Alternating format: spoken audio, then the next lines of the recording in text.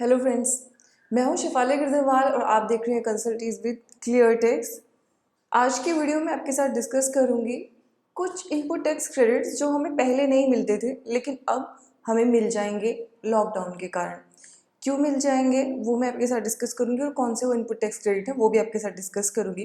तो पहले आपको जैसे कि याद होगा कंप्लीट लॉकडाउन था और सारी इंडस्ट्रीज को बंद कर दिया गया था, लेकिन उसके बाद धीरे धीरे कुछ रिलैक्सेशन उसके अंदर दिए गए और उसके बाद एमएचए का नोटिफिकेशन आया जिसमें उन्होंने ये कहा कि जो इंडस्ट्रीज़ को अलाउ किया जा रहा है खोलना वो कुछ कंडीशंस के साथ उसको ओपन कर सकती हैं अपनी फैक्ट्रीज़ को या इंडस्ट्री को जिनको ओपन करना है।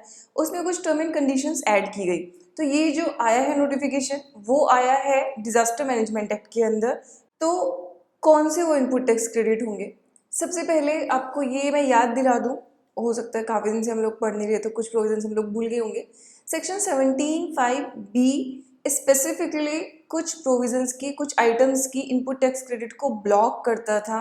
तो एक बार मैं पहले आपको 17(5)(b थोड़ा सा याद दिला दूं, जहाँ पे फूड आर्टिकल्स, कोई कैटरिंग सर्विस है, आउटडोर कैटरिंग सर्विस, कोई हेल्थ सर्विसेज हैं, हेल्थ इंश्योरेंस वगैरह है, तो मेडिकल इंश्योरेंस या हेल्थ इंश्योरेंस, उन सबके इनपुट टैक्स क्रेडिट को ब्लॉक करता था और कहता था कि इन सब का आपको इनपुट टैक्स क्रेडिट नहीं मिलेगा। फिर बाद में प्रोविज़न ये भी कहता था, उसमें प्रोविज़न ऐड किया गया था, तो वो ये भी कहता था कि अगर ये सब प्रोवाइड कराना आपको किसी लॉ के अंदर which is for the timing in force mandatory है तो आपको इनपुट टैक्स क्रेडिट मिल सकता है, तो अगर मैंडेटरी नहीं है तो नहीं मिलेगा।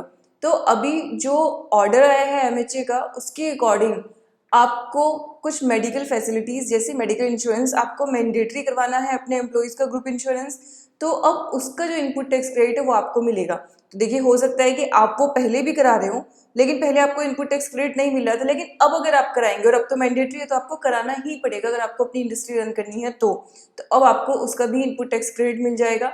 साथ ही जो मेडिकल फैसिलिटीज़ आप अपने ऑफिस के अंदर अब अवेलेबल करा रहे हो, जैसे हैंड सैनिटाइजर्स करा रहे हो या फिर कुछ जगह पे फूड आर्टिकल भी मैंडेटरी किया गया है और कुछ यूनिट्स में जो लेबर है उनके स्टे को भी मैंडेटरी किया गया है कि आपको एडजेसेंट बिल्डिंग में या सेम बिल्डिंग में उनका स्टे मैंडेटरी उनको स्टे अवेलेबल कराना पड़ेगा ताकि वो आने जाने से बच सके। साथ ही कहीं जगह पे उनको टू एंड फ्रो यानी कि आने जाने की घर से ऑफिस तक और ऑफिस से घर तक जो आना जाना है वो भी प्रोवाइड करने की लाइबिलिटी जो है वो जो उनके एम्प्लॉयर्स है उनको दी गई है ताकि उनको किसी तरह का पब्लिक ट्रांसपोर्टेशन यूज़ नहीं करना पड़े। तो वो सारे के सारे जो एक्सपेंसेस हैं earlier they were not allowed, उनका क्रेडिट हमारा ब्लॉक हो जाता था जीएसटी के अंदर, ये सारे ही अलाउड नहीं थे पहले, लेकिन अब ये सारे के सारे खर्चे जो आप उस ऑर्डर की वजह से कर रहे हो जो आपको मैंडेट कर रहा है। अब क्वेश्चन ये राइज होता है कि क्या जो एक सर्कुलर या ऑर्डर जो आया है एमएचए की तरफ से क्या वो लॉ है कोई? तो ये ध्यान रखिए क्योंकि वो एक्ट के अंदर आए हैं और एक्ट को चेंज कर रहे हैं बेसिकली ऑर्डिनेंसेस, तो इसलिए वो law for the timing in force भी माना जाएगा। तो अब उसके अंदर आपको मोस्टली एक्सपेंसेस मिल जाएंगे।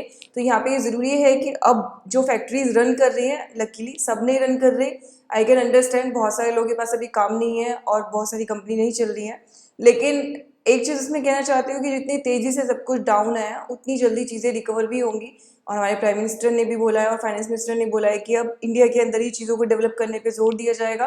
तो हो सकता है कि हमारी इंडस्ट्री पहले से भी ज़्यादा अच्छे तरीके से ग्रो करे। ग्रो हम सब लोगों को करना है और काम भी हम सब लोगों को करना है, लेकिन अपनी पर्सनल सेफ्टी के साथ करना है। तो शायद हमारे काम करने का तरीका हो सकता है पूरी लाइफ टाइम के लिए चेंज हो जाए। तो हो सकता है हम लोग ऑनलाइन चीज़ें ज़्यादा करना शुरू कर दें अब, या फिर हम लोग एक डिस्टेंस मेंटेन करना हमेशा के लिए शुरू कर दें। लेकिन अब हम सब लोग ह्यूमन है तो काम तो हम लोग करेंगे और कुछ ना कुछ वे आउट हम लोग ढूंढ ही लेंगे। That is the most specific thing जो ह्यूमंस की होती है कि कुछ ना कुछ तकलीफ का निदान वो ढूंढ ही लेते हैं। तो इसी के साथ में ये सारे इनपुट टैक्स क्रेडिट भी जो आपने कोई मैंडेटरी फूड आर्टिकल्स पे किए, यानी कि वो खर्चे जो आपने उन सब नोटिफिकेशंस के और उन सब ऑर्डर्स के कारण किए हैं अपने स्टाफ के लिए, वो सारे खर्चों का इनपुट टैक्स क्रेडिट अब आपको मिल जाएगा।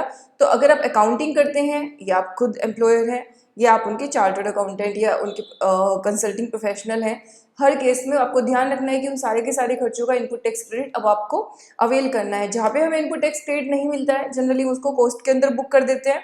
तो पहले जो आपकी अकाउंटिंग चल रही होगी उसमें आप उसको कॉस्ट के अंदर बुक कर रहे होंगे, लेकिन अब जब से ये नोटिफिकेशन आया उसकी डेट के बाद से, ये दोबारा से जब से आपकी कंपनी ने स्टार्ट किया है रन करना, अपना काम शुरू किया है, तब से आप वो सारे के सारे एक्सपेंसेस का इनपुट टैक्स क्रेडिट को कॉस्ट के अंदर बुक करने की बजाय आप उसका अपनी एसेट क्रिएट करेंगे, यानी कि आप उसको जो पेबल है उसके साथ एडजस्ट कर लेंगे। तो आपकी जर्नल एंट्रीज यहाँ पे चेंज हो जाएंगी, ध्यान रखिएगा वो एंट्रीज आपको चेंज करनी है। और आपको अपनी रिटर्न फाइलिंग के टाइम पे भी उस इनपुट टैक्स क्रेडिट को टेकअप करना है अपने आईटीसी के लिए। तो ये एक इम्पॉर्टेंट अपडेट था, क्योंकि हो सकता है ये अमाउंट काफ़ी हैवी भी हो। जो लेबर इंटेंसिव कंपनीज हैं, इंडस्ट्रीज़ हैं, जहाँ पे 2000, 1000, 5000, 10,000 लेबर है या स्टाफ हैं, एम्प्लॉयज़ हैं, तो उनके लिए तो ऑब्वियसली बहुत बड़ी अमाउंट होने वाली है और उनके लिए फिर रिलीफ भी ऑब्वियसली बहुत बड़ा होने वाला है। तो इस इंपॉर्टेंट अपडेट के साथ ये वीडियो मैं क्लोज कर रही हूँ।